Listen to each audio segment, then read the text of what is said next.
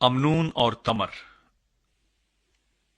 اور اس کے بعد ایسا ہوا کہ داؤد کے بیٹے ابی سلوم کی ایک خوبصورت بہن تھی جس کا نام تمر تھا۔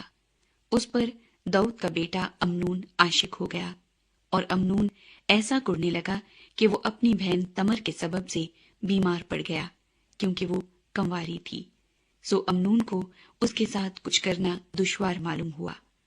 اور داؤد کے بھائی سما کا بیٹا یونادب امنون کا دوست تھا، اور یونادب بڑا چالاک آدمی تھا۔ سو اس نے اس سے کہا، اے بادشاہ زادے، تو کیوں دن بدن دبلا ہوتا جاتا ہے؟ کیا تو مجھے نہیں بتائے گا؟ تب امنون نے اس سے کہا کہ میں اپنے بھائی ابی سلوم کی بہن تمر پر عاشق ہوں۔ یونادب نے اس سے کہا، تو اپنے بستر پر لیٹ جا اور بیماری کا بہانہ کر لے، اور جب تیرا باپ تجھے دیکھنے آئے تو تو اس سے کہنا، میری بہن تمر کو ذرا آنے دے کہ وہ مجھے کھانا دے اور میرے سامنے کھانا پکائے، تاکہ میں دیکھوں اور اس کے ہاتھ سے کھاؤں۔ سو امنون پڑ گیا اور اس نے بیماری کا بہانہ کر لیا، اور جب بادشاہ اس کو دیکھنے آیا تو امنون نے بادشاہ سے کہا، میری بہن تمر کو ذرا آنے دے کہ وہ میرے سامنے 2 پوریاں بنائے تاکہ میں اس کے ہاتھ سے کھاؤں۔ سو داؤد نے تمر کے گھر کہلا بھیجا کہ تو ابھی اپنے بھائی امنون کے گھر جا اور اس کے لیے کھانا پکا۔ سو تمر اپنے بھائی امنون کے گھر گئی، اور وہ بستر پر پڑا ہوا تھا، اور اس نے آٹا لیا اور گوندھا اور اس کے سامنے پوریاں بنائی اور ان کو پکایا، اور توے کو لیا اور اس کے سامنے ان کو انڈیل دیا، پر اس نے کھانے سے انکار کیا۔ تب امنون نے کہا کہ سب آدمیوں کو میرے پاس سے باہر کر دو۔ سو ہر ایک آدمی اس کے پاس سے چلا گیا۔ تب امنون نے تمر سے کہا کہ کھانا کوٹھڑی کے اندر لے آ تاکہ میں تیرے ہاتھ سے کھاؤں۔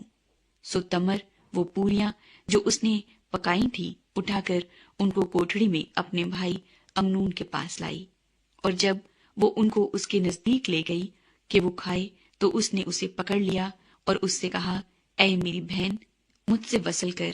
اس نے کہا، نہیں میرے بھائی، میرے ساتھ جبر نہ کر، کیونکہ اسرائیلیوں میں کوئی ایسا کام نہیں ہونا چاہیے۔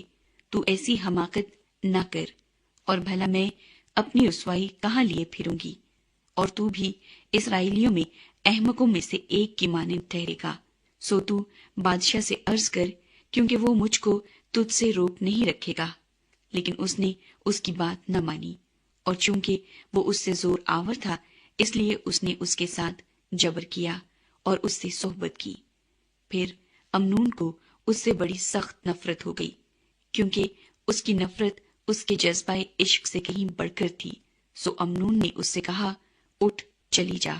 وہ کہنے لگی، ایسا نہ ہوگا، کیونکہ یہ ظلم کہ تو مجھے نکالتا ہے اس کام سے جو تو نے مجھ سے کیا بدتر ہے۔ پر اس نے اس کی ایک نہ سنی۔ تب اس نے اپنے ایک ملازم کو جو اس کی خدمت کرتا تھا بلا کر کہا، اس عورت کو میرے پاس سے باہر نکال دے اور پیچھے دروازے کی چٹکنی لگا دے۔ اور وہ رنگ برنگ کا جوڑا پہنے ہوئے تھی، کیونکہ بادشاہوں کی کنواری بیٹیاں ایسی ہی پوشاک پہنتی تھی۔ غرض اس کے خادم نے اس کو باہر کر دیا اور اس کے پیچھے چٹکنی لگا دی، اور تمر نے اپنے سر پر خاک ڈالی اور اپنے رنگ برنگ کے جوڑے کو جو پہنے ہوئے تھی چاک کیا، اور سر پر ہاتھ دھر کر روتی ہوئی چلی۔ اس کے بھائی ابی سلوم نے اس سے کہا، کیا تیرا بھائی امنون تیرے ساتھ رہا ہے؟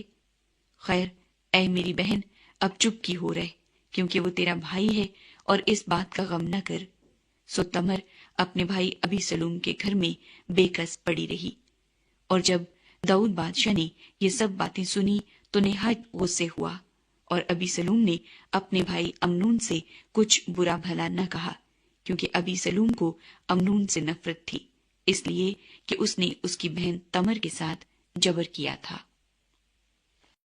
ابی سلوم انتقام لیتا ہے۔ اور ایسا ہوا کہ پورے 2 سال کے بعد بھیڑوں کے بال کترنے والے ابی سلوم کے ہاں بال حسور میں تھے، جو افرائیم کے پاس ہے، اور ابی سلوم نے بادشاہ کی سب بھیڑوں کو دعوت دی۔ سو ابی سلوم بادشاہ کے پاس آ کر کہنے لگا، تیرے خادم کے ہاں بھیڑوں کے بال کترنے والے آئے ہیں، سو میں منت کرتا ہوں کہ بادشاہ ماں اپنے ملازموں کے اپنے خادم کے ساتھ چلے۔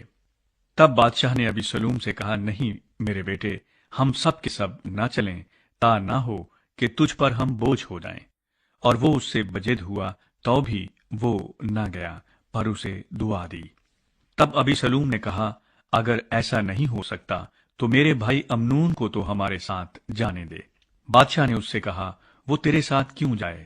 لیکن ابی سلوم ایسا بجد ہوا کہ اس نے امنون اور سب بادشاہزادوں کو اس کے ساتھ جانے دیا۔ اور ابی سلوم نے اپنے خادموں کو حکم دیا کہ دیکھو، جب امنون کا دل میں سے سرور میں ہو اور میں تم کو کہوں کہ امنون کو مارو تو تم اسے مار ڈالنا، خوف نہ کرنا۔ کیا میں نے تم کو حکم نہیں دیا؟ دلیر اور بہادر بنے رہو۔ چنانچہ ابی سلوم کے نوکروں نے امنون سے ویسا ہی کیا جیسا ابی سلوم نے حکم دیا تھا۔ تب سب بادشاہ زادے اٹھے اور ہر ایک اپنے خچر پر چڑھ کر بھاگا، اور وہ ہنوز راستے ہی میں تھے کہ داؤد کے پاس یہ خبر پہنچی کہ ابی سلوم نے سب بادشاہ زادوں کو قتل کر ڈالا ہے، اور ان میں سے ایک بھی باقی نہیں بچا۔ تب بادشاہ نے اٹھ کر اپنے کپڑے پھاڑے اور زمین پر پڑ گیا، اور اس کے سب ملازم کپڑے پھاڑے ہوئے اس کے حضور کھڑے رہے۔